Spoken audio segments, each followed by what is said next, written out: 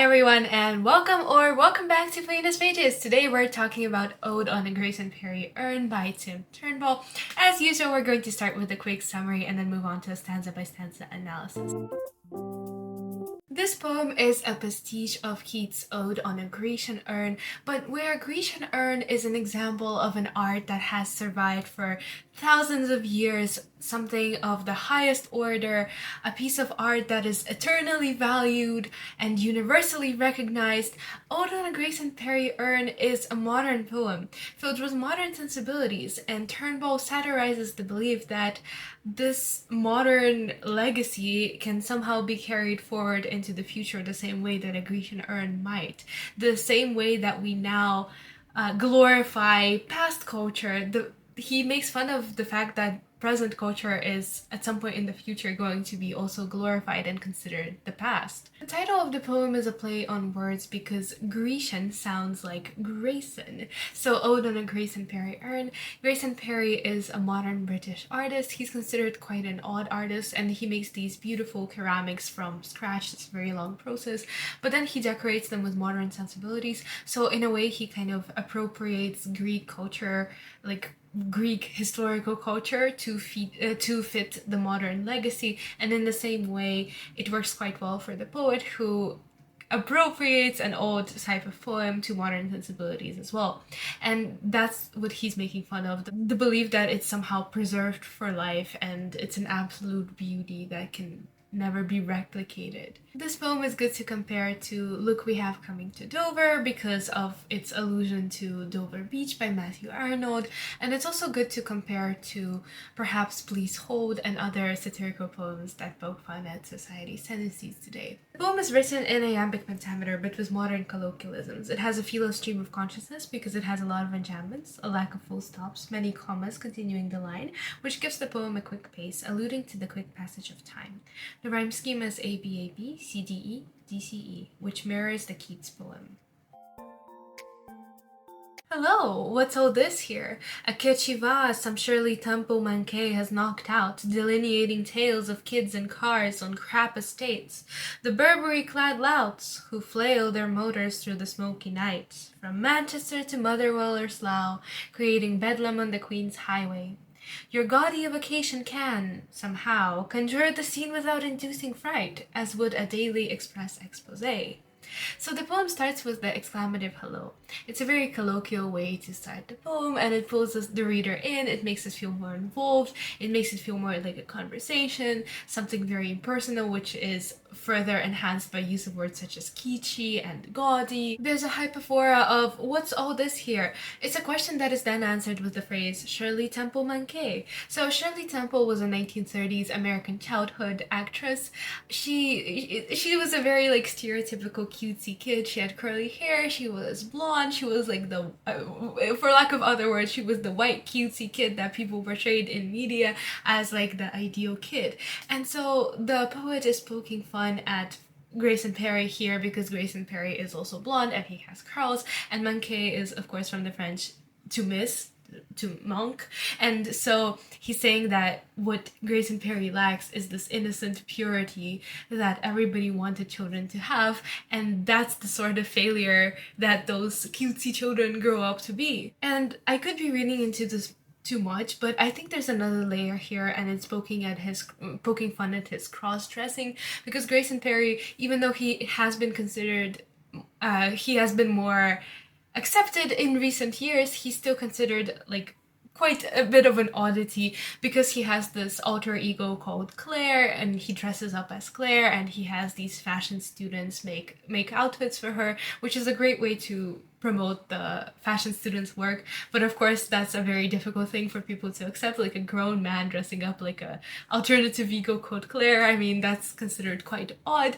and so I think that perhaps this is also poking fun at that, the fact that he can never really be Shirley Temple, that he can never be accepted as this cute kid. And I think furthermore it's saying that modern culture, like look at this modern culture, it has become so immoral, so silly, so disappointing that these cute kids grow up to be these like failure adults, and it's comparing it to what Keats views as art, as true art, and it's saying how can this this Grayson Perry urn, this work of art, be carried forward and still have that sense of beauty that people want to see engraved in the past? How can that legacy be carried forward if this is what modern culture is like? If this is the kind of artist we have, instead of Shirley Temples, we have Grayson Perry's, and we have their work be portrayed as like the ultimate art. And I'm saying the poet here, but it's not necessarily the voice of the poet. It could be the voice of the tabloids. Has knocked out. I mean, this compares Perry's urn to the classic urns, and it implies that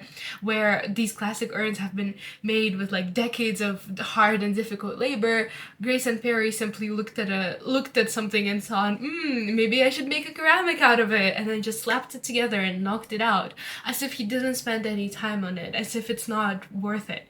I mean, that's exactly what the poet is trying to show, that he doesn't believe that it's true that this great art, it has these absolute beauty standards that we can see throughout time. And the urn on the A-level forward poetry book anthology, which is where we're getting all of these poems to analyze from, it's actually a Grayson Perry urn. So it looks something like this, and it's basically just the urn that he decorated filled with cars, and it has those cars described in the poem, the cars with kids on crap estates. So it's making fun of their aspiration for wealth, and those kids are clad in Burberry. So Burberry used to be associated with working class in Britain. I actually didn't know this until my English teacher told me that Burberry used to be associated with working class people, because of course it's such a luxury high-end brand, but apparently people used to buy knockoffs and get those caps with Burberry.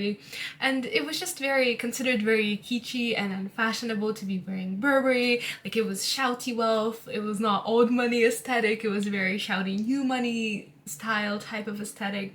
So Burberry did have to work quite hard to get rid of those connotations, and in the poem it says crap estates and clad louts. So this is monosyllabic alliteration, and the lout is an uncultured youth, so these harsh sounds create unpleasant imagery of someone who's very impolite, of someone who wants to show off their status without actually having status, of someone who's very superficial without any actual depth to them. And again, this is a juxtaposition to what we associate with true art, somehow this very classicist assumption of pure beauty and quiet wealth and quiet luxury and quiet elegance, and Manchester, Motherwell, Slough. So these have traditionally been very poor areas, especially Slough, because this is mostly the place where immigrants go, and because of the tabloids, those very same tabloids we've been talking about earlier, potentially the voice of the tabloids is what the poem is replicating.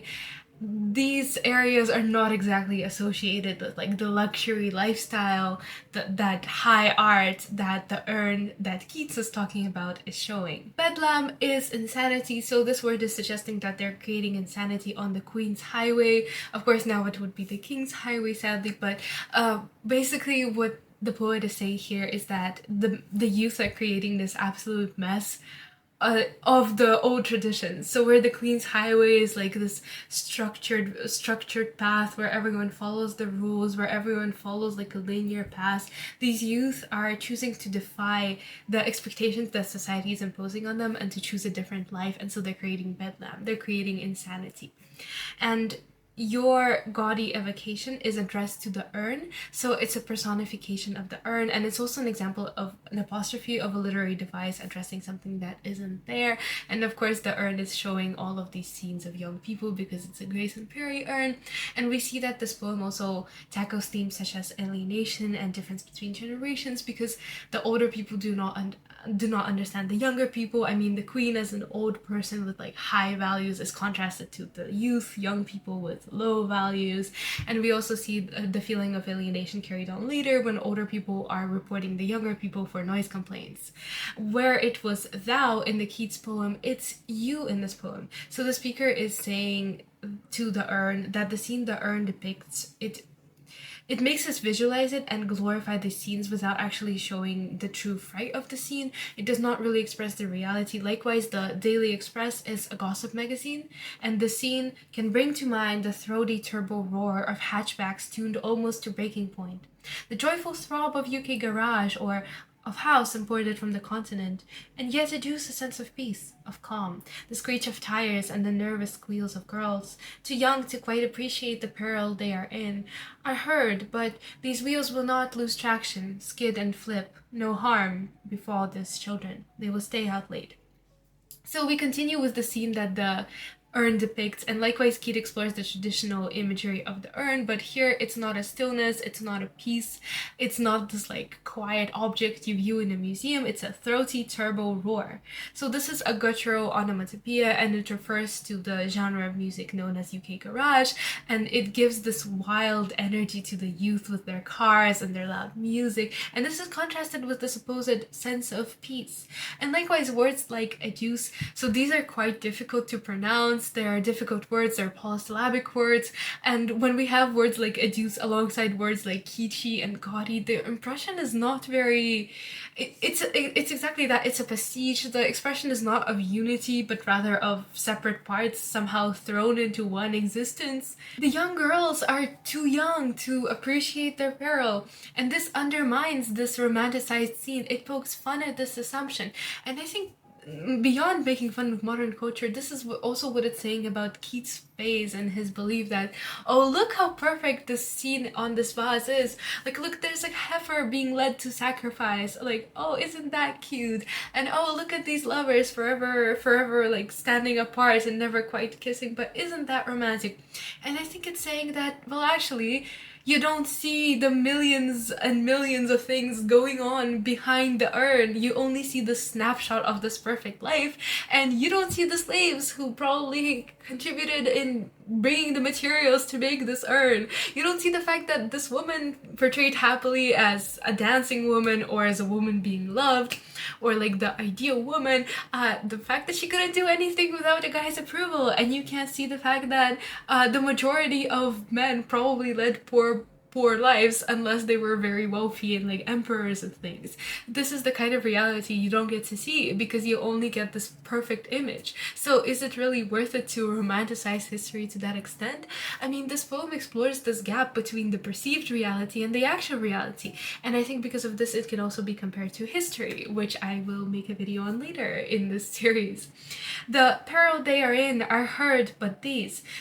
This is a medial caesura, so the peril they are in, comma, are heard, comma, but these. It emphasizes peril, it emphasizes danger. The supposed sense of peace is undermined by juxtaposing it to the grim reality, because as attractive as this lifestyle seems, it's very dangerous, and there's a caesura in after children, dot, they will stay out late, dot. So this shows their actual style too, and this line carries on to the next stanza. They will stay out late, forever, pumped on youth and ecstasy, on alloy, bass and arrogance, and speed, the back lanes, the urban giratory, the wide motorways, never having need to race back home for work next day, to bed. Each girl is buff, each geezer toned and strong, charged with pulsing juice which even yet fills every pair of Calvins and each thong never to be deflated, given head in crude games of chlamydia roulette. So pumped can mean energized, and pumped can also mean like an allusion to pump like the parts of a car. It's a synecdoche where the parts represent the whole. So they are like the car themselves running on youth and ecstasy and alloy. So that's a mix of metals of bass and arrogance. Ecstasy, I think, is a pun, and speed is a pun because both can be an emotion, but both can also be drugs. So I think it's highlighting that arrogance and speed seem to be qualities that are desired in the youth of today. It's described as urban giratory or gyratory, so it's a circular motion that never seems to end. It's a never-ending cycle of youth going out and having drugs and having fun and not having to come home and go to work the next day, living in this unrealistic world that people glorify and pretend that that's all there was to it. That's all that they see to this Grayson Perry urn. Likewise, all people saw with the Grecian urn was the so-called perfect lifestyle, the romanticized scene. Look how much better it is than modern life. And this may also be referring to the eternal nature of the urn itself and about how it survives through history. The kids never have need to race back home for work next day, and each girl is buff, each geezer toned. So this is an allusion to the pop culture standards of masculinity, where every man is a geezer, where every man is a strong, arrogant man filled with desire, the pulsing juice, and every woman is buff and beautifully within societal standards. They're all wearing Calvins, so that means Calvin Kleins, the underwear and thongs, and given head is a double entendre. So of course it's a sexual allusion on purpose, and the crude games of chlamydia is an alliteration. Getting an STD is presented as a game of chance that the youths are eagerly playing. They're happy to indulge indulge in it because they do not think of their future ahead of this moment in time. Likewise, they don't think of how their legacy will carry over. They also only see the vase, only see this like circular thing on which they're temporarily being, because youth is so short and they want to claim that time. The poet points out that it's ironic to expect modern culture to last if the youth themselves do not appear to think of getting older.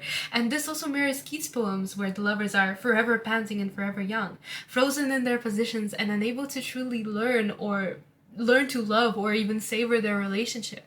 Now see who comes to line the sparse grass verge, to toast them in buckfast and diamond white, rat boys and cornrow cheerleaders who urge them on to pull more burnouts or to write their donut O's as signature upon the bleached tarmac of dead suburban streets. Their dogs set up a row and curtains twitch as pensioners and parents telephone, the cops to plead for quiet, sue for peace. Tranquility, though, is for the rich. Sparse grass is an example of assonance, and they are toasted in buckfast and diamond white. So buckfast is a strong alcoholic drink, very cheap, very popular in Scotland, and diamond white is a cider, also very cheap. So these are the sorts of drinks young people would buy at the time to get drunk very quickly, to sort of come into school and be like, oh, look at me, I've been drinking, and that's what they're drinking, the cheap stuff, the not proper stuff, the stuff that gives you a headache, the stuff that makes you make irrational decisions. Of course, it's also ironic, the phrase diamond white. So these young people clearly don't have the riches if they're buying this cheap alcohol. Rat boys, boys with like slicked back hair, and cornrowed girls, cornrow cheerleaders. So cheerleaders with those braids that you could get on holiday in the Caribbean, possibly. And I think this is also alluding to the working class culture and how it was seen as being sophisticated to indulge in these activities like fine drinking, but of course, how can you drink fine wine if you don't have the riches? So instead you're left with diamond white without any of the diamonds. Donut O's refers to when a car makes a circle, and it almost seems like an intrusion on the bleached tarmac of dead suburban streets.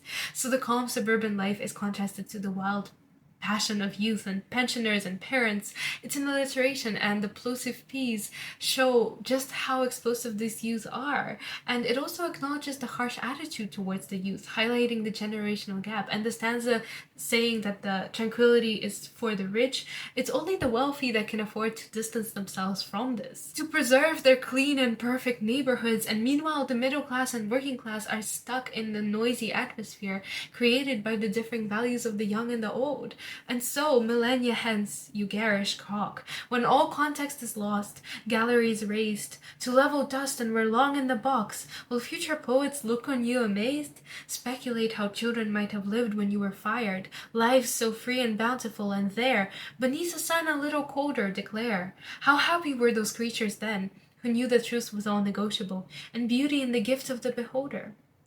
In the last stanza, the speaker once again addresses the urn in a derogatory way. Crock, it's short for crockery, and garish, meaning obtrusively bright and cultured. So the pottery is garish, it's not an art, it's an insult to our visual senses. That when all the context is lost, and when all the galleries are nothing more than dust, and when we're all in the box, meaning buried, long dead, in the coffin, the speaker asks if future poets look on you amazed. So if future poets will actually admire this modern garish culture society is leaving behind, whether people will speculate that the lives of children were free and bountiful and think only of the adventures, or whether they would consider how harmful this actually is to people's health, or the ever-widening gap between the old and the young. The final declaration in italics is supposedly what this future artist will exclaim, that the truth was all negotiable, meaning that the truth can easily be altered and beauty is in the gift of the beholder. So the person viewing the vase will see it in their own way, and they will decide their own truths through the glorification of the past. This is a contrast to Keats' line that beauty is truth, and that there's a universal understanding of beauty as an absolute, a fixed standard. For the modern sense, these definitions are far more fluid, and that's what Turnbull points out in my opinion.